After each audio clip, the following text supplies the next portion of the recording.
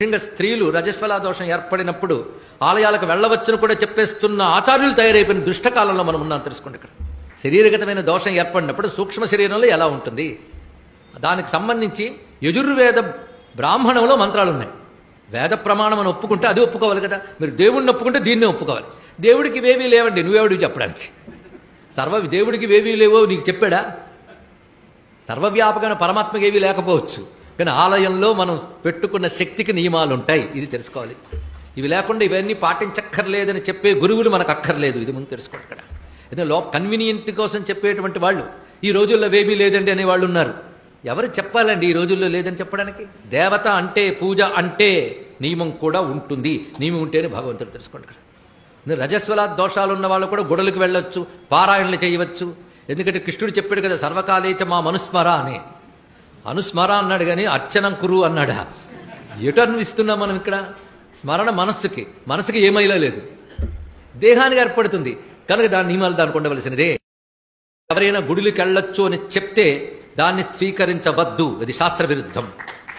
ఎందుకంటే ఆధ్యాత్మికంలో విప్లవాత్మక ధోరణులు చెల్లవు. ఎందుకంటే అవి శరీరాన్ని సమాజాన్ని చూసి చెప్పదు, జీవుణ్ణి చూసి చెప్తుంది. తెలుసుకోండి. జీవుడి సద్గతి కోసం సూక్ష్మ శరీర దర్శనంతో చెప్తుంది శాస్త్రం. ఆవేశపడి ఇవాళ నేను సామాజిక భాష్యం చెప్తాను, నా హృదయం చాలా విశాలంగా స్త్రీలు రజస్వలా దోషం ఏర్పడినప్పుడు ఆలయాలకు వెళ్ళవచ్చును కూడా చెప్పేస్తున్న ఆచార్యులు తయారైపోయిన దుష్టకాలంలో మనం ఉన్నాం. తెలుసుకోండి. ఇక్కడ శరీరగతమైన దోషం ఏర్పడినప్పుడు సూక్ష్మ శరీరంలో ఎలా ఉంటుంది దానికి సంబంధించి యజుర్వేద బ్రాహ్మణంలో మంత్రాలు ఉన్నాయి. వేద ప్రమాణం అని ఒప్పుకుంటే అది ఒప్పుకోవాలి కదా. మీరు దేవుడిని ఒప్పుకుంటే దీన్నే ఒప్పుకోవాలి. దేవుడికి ఇవేవీ లేవండి, నువ్వేవుడికి చెప్పడానికి. దేవుడికి ఇవేవీ లేవో నీకు చెప్పాడా?